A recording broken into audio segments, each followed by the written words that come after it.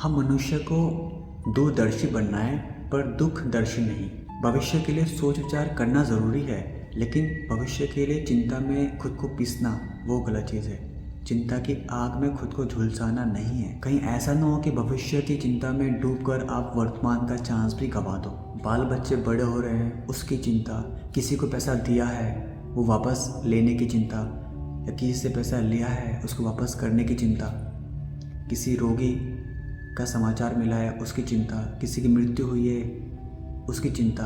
तो ज़िंदगी में हम चिंता करने के लिए नहीं आए हैं, ईश्वर को समझने और ईश्वर को ध्यान करने के लिए आए हैं, ताकि अपने पुराने पाप कर्मों को हम अच्छे कर्मों में बदल दें, प्रेजेंट में अच्छे कर्म करके। और वो तभी संभव है जब मनुष्य खुद को समझे, ज़िंदगी को समझे और ईश्वर को समझे।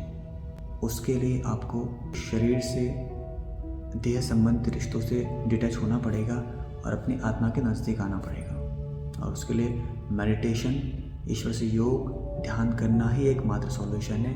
अदरवाइज तो मनुष्य को परिणामों की चिंता में डूबना नहीं चाहिए। डूबने से कोई फ़ायदा नहीं, चिंता करने से कोई फ़ायदा नहीं। अगर जिस तरह की हम चाहत रख रहे हैं और वो हो भी जाए भविष्य में, और चिंता कर करके हमने अपनी मन की हालत बिगाड़ दिया, तो ये तो ऐसा ही हुआ कि शारीरिक मृत्यु से पहले हमने मानसिक मृत्यु को प्राप्त कर लिया। तो इस तरह की चिंता में डूबे रहने से जो परिणाम हम चाहते हैं वो होने पर भी उसका हम आनंद नहीं ले पाएंगे। तो इसलिए शारीरिक मृत्यु से पहले मानसिक मृत्यु का रूप है ये चिंता। हम मनुष्य को चिंता की बजाय चिंतन करना चाहिए। खुद का चिंतन करें। खुद का चिंतन करने से हमको एकाग्रता हासिल होती है। और ईश्वर का चिंतन करें। ईश्वर का चिंतन करने से हमको खुशी प्राप्त होती है। किसी की मृत्यु हो जाने पर अपने कर्मों के विधान पर ध्यान देना चाहिए। इस ज़िंदगी में आत्माओं का तो आना जाना लगा ही रहता है। जब हमारा खुद के शरीर में कोई अधिकार नहीं, तो हम किसी और के बारे में अधिकार से कैसे कह सकते हैं कि उसकी मृत्यु ना हो।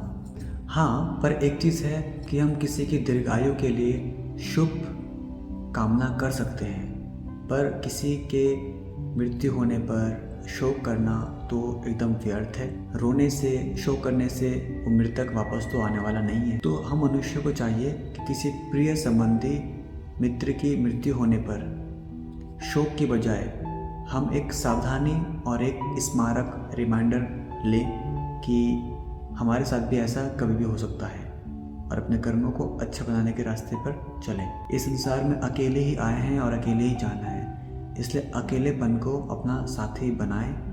कभी कभी खुद से बात करें। ज़िंदगी में अकेलेपन का भी अनुभव होना चाहिए, इसलिए हमको अकेलेपन में रहकर ईश्वर से अपना नाता जोड़ें, उसको याद करें, उसकी स्मृति में रहें, ध्यान में रहें। तो हम मनुष्य को पुरुषार्थ करना है, सहनशील बनना है, हर्षित मुक्ता बनना है, संतोष दिखाना है हर चीज़ों में।